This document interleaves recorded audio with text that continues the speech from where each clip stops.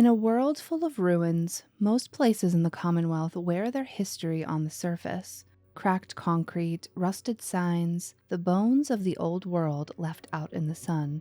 But some places feel older, heavier, like they're carrying something much deeper than the war. If you travel east of the Slog, you'll find a quarry, carved deep into the earth by greedy hands long before the bombs fell. But were those hands digging for marble or something else? It looks like any other raider base. The center of the quarry floor has a cage filled with bodies, chained and in varying stages of decay. The kind of cruelty you'd expect from raiders, but maybe they weren't the first. The air here is still, but it hums. The deeper you go, the louder it gets. This is Dunwich Borers. From above, Dunwich Borers looks like a jagged wound in the landscape. The quarry drops down in uneven layers with rusted scaffolding and heavy machinery scattered along the catwalks and carved paths. The site feels disturbed, weathered by time, but never truly abandoned. The raiders may control it, but is it truly theirs? About a dozen of them, one in power armor, patrol the exterior. Turrets have been strategically placed along staircases and ledges, reinforcing their base. In the south building, there's a terminal that can deactivate those turrets and a bottle cap mine on the floor. Following the steps down to the bottom, we can get a closer look at the cage with the bodies and the bonfire underneath it. And beyond that, carved directly into the quarry wall, is the entrance to the interior tunnels. Even before stepping through, the place gives off a sense of unease, and once you cross the threshold, that feeling gets stronger. Now, Dunwich Borers LLC was a successful pre-war company that sold rock tunneling drills. It was owned by a man named Richard Dunwich, who also owned a building that we encounter in Fallout 3, the Dunwich Building. We'll dig a little deeper into who Richard was and what exactly has been happening here at Dunwich Borers. The interior opens onto a dimly lit, carved-out path in the stone. Just ahead is a tripwire rigged to a weapon, a clear sign that the raiders were prepared for anyone who made it past their defenses outside. Just past the trap is a lift and a locked door up on a ledge. We'll come back through that way later, but for now we'll continue deeper into the mystery of this place. We come across a terminal, still functional. This was once Station 1, and its logs belonged to a man named Bob Stanson, the project manager here. Bob clearly took pride in his work. His bullet-pointed updates boast high morale, increased productivity, and nearly 100 days without a single incident. But the management memos paint a much darker picture.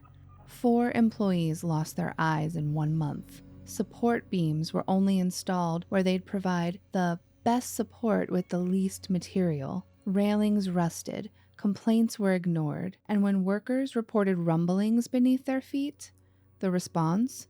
Give it some time and see if it passes. Are those tremors we feel as we traverse this mine really just structural defects, or something deeper?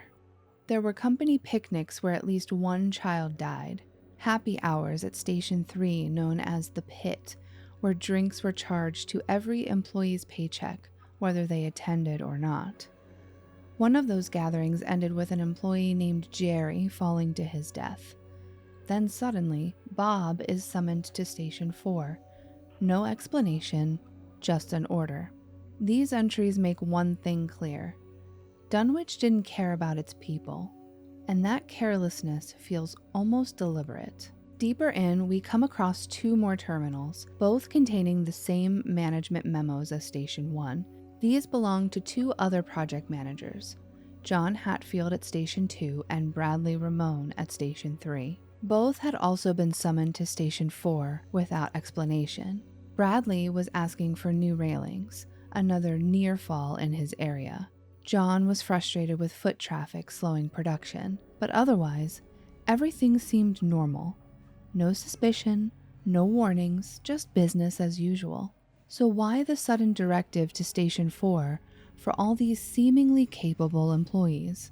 Everything appears managed, or at least as under control and managed as delayed equipment, rusted railings, and the occasional workplace death can be. A spiral descent leads down into what's been referred to as the pit. Unless you flip the circuit breaker near Terminal 3, the entire area is swallowed in darkness. 2 raiders are stationed below, one of them named Bedlam. At the bottom, there is an astoundingly awesome Tales magazine lying on the armor workbench, a mini nuke on top of a rock ledge, and a novice-locked terminal that belonged to Bedlam herself. From her entries, we learned she was sent by Slag, the leader of the Forged, to figure out why scrap shipments had stopped reaching Salgus Ironworks. So that explains why the Forged moved in. That's why they were here. But Bedlam is frustrated. Her crew won't work. They sit around whispering, not about threats, not about ambushes, but about something deeper in the mine. She thinks it's just ferals. When the crew she sends down disappears, she decides to go in herself, and something changes. Her final entry is nothing but a single phrase repeated over and over. I'm safe in the light. I'm safe in the light. I'm safe in the light. As we push forward, the Raider story ends. What lies ahead has nothing to do with the Forged, and everything to do with the company that dug this place to begin with. Just ahead, a door is chained shut from the inside. Whatever was back there, the raiders clearly wanted to keep it out.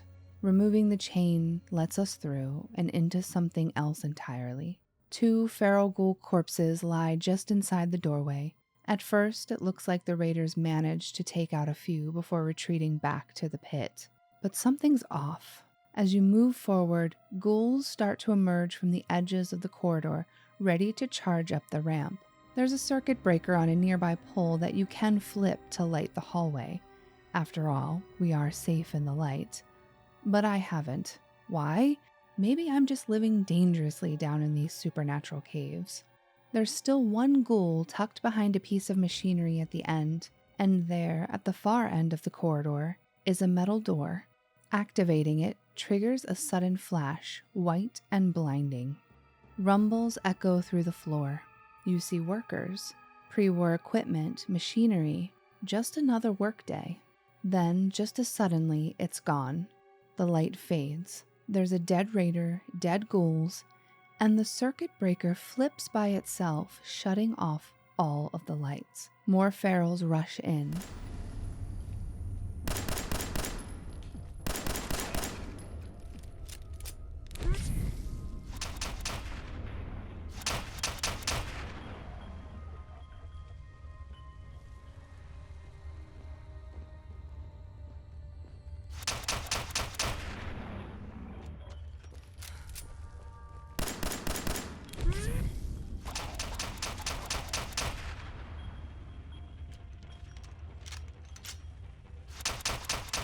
The quakes feel stronger here, more frequent, like we're getting closer to whatever's causing them. At the end of the corridor heading right, the space opens up into what appears to be Station 4. A few more feral ghouls linger in the shadows. There's a terminal, and beside it, a sneak bobblehead. This terminal belonged to Tim Schutz, and with his holotape, we learned Tim wasn't just another project manager. He was in on the whole thing. Tim Schutz here. No suspicions were raised when the new equipment was brought in the other day. Crew at Station 4 are still under the impression that we are setting up a new station beyond this area. The standing crew you hired are convincing enough. However, do worry about the project managers at the other stations, especially Bob at Station 1.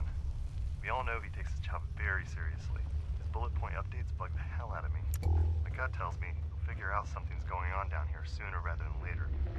Please advise. But he had doubts. Tim knew it was only a matter of time before someone figured it out, so he asked management for help. Their response: get the other managers to Station 4. Stall them until we arrive. You'll be rewarded. And just past this station, through the next passage, is the reason Dunwich came here in the first place. We get another flash and another vision. Candles now line the floor and ledges. Ahead stands a marble platform. A man in pastor's vestments moves slowly behind a pulpit, knife in hand. In front of him, 9 figures kneel in a semicircle, hands bound behind their backs, heads bowed. Then, just as quickly the light fades, the vision ends. But the space is still familiar. The pulpit is gone, the marble platform is gone, replaced by a pool of irradiated water, and waiting at its edge are 4 ghouls: Bob Stanson, Bradley Ramone, John Hatfield, and Tim Schutz. Somehow, they're still here. Were they spared? Corrupted? Was Tim betrayed by Dunwich management, and was this his reward? On Tim's body, we find one final holotape. It's not a list of orders, it's reassurance. Stall the others, don't tell them anything. We're almost there, you'll be rewarded. And in a way, he was. He's still here, just not as himself. The ritual chamber is ruined, its purpose long fulfilled, or never truly ended. And those who helped see it through are cursed to protect it for eternity. Diving into the pool, a tunnel opens up. Something enormous takes shape. A stone face half buried in the dirt and rock. Its expression is blank, its pupilless eye either staring or closed, sleeping. Maybe that's where the quakes came from. The deeper we descended, the more we felt them, or maybe the rumblings were it trying to dig its way out. Past the statue and the pulpit, the tunnel opens into one final chamber. Patches of glowing fungus light the space, but barely. On a raised altar lies a blade, Krem's tooth. Its edge is jagged, it feels ancient. It doesn't look crafted. It looks unearthed, recovered. The mini nukes flanking the altar weren't dumped here either. They were placed, arranged like offerings. Krem's tooth is a unique machete with a mod called the Sacrificial Blade. It inflicts both bleed and poison damage, and because the mod isn't locked to the weapon itself, it can be transferred to another machete. With a sacrificial blade like this, you can't help but wonder, how many sacrifices have been made here? Whatever force drew the Dunwich Company here, whatever management sought to unearth, it's here, and has been for a very long time. Dunwich Borers LLC was not simply a company selling mining equipment. Its founder, Richard Dunwich, and his sister Constance were followers of Ugg Kultoth, a supernatural entity tied to Bethesda's Dunwich storyline from Fallout 3 and Point Lookout. There is a whole other video that could explore that history in detail, but staying focused on the quarry here in the Commonwealth, one thing becomes clear. This was no ordinary excavation. Dunwich created this quarry. This site was a temple dedicated to dark gods, and the company's negligence, it wasn't carelessness, it was ritual. The deaths that occurred here, workers falling, railings collapsing, children lost at the edge of the quarry, those weren't accidents. They were offerings, sacrifices meant to draw the attention of whatever eldritch force or forces slumber beneath the rock, all in exchange for occult artifacts, forbidden knowledge, or dark powers. Whatever entity is buried within the stone at Dunwich has the power of influence to corrupt the minds of those exposed to its rituals, and whatever ceremony was performed here, it changed people. The result? Mass ghoulification, a grotesque reward for loyal servitude.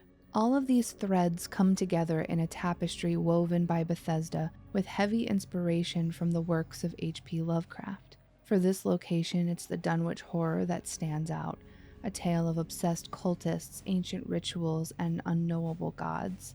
Even the shunned house gets a nod, where the protagonist uncovers the elbow of a massive, buried monster beneath a cellar, with phosphorescent fungi growing there. Dunwich Borers isn't just a Fallout location inspired by Lovecraft.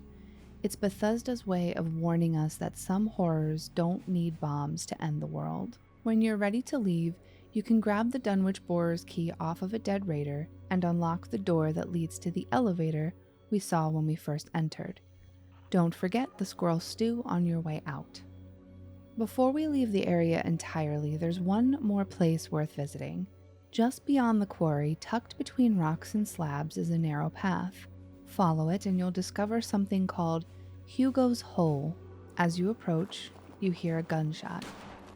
Hazard warnings and stop signs are plastered across the stone.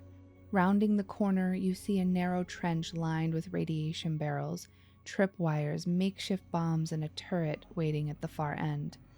And then, around the final bend, there he is. Hugo's still body lies on a mattress, a 10mm pistol beside him. On the table, you'll find a hazmat suit and his holotape. Guys don't bother me anymore. That's good. I think it's... What was that? Can't they read the signs? I think it's time I go back inside the quarry. It's been too long. No, I can't. The guys would never let me in. I could kill them all.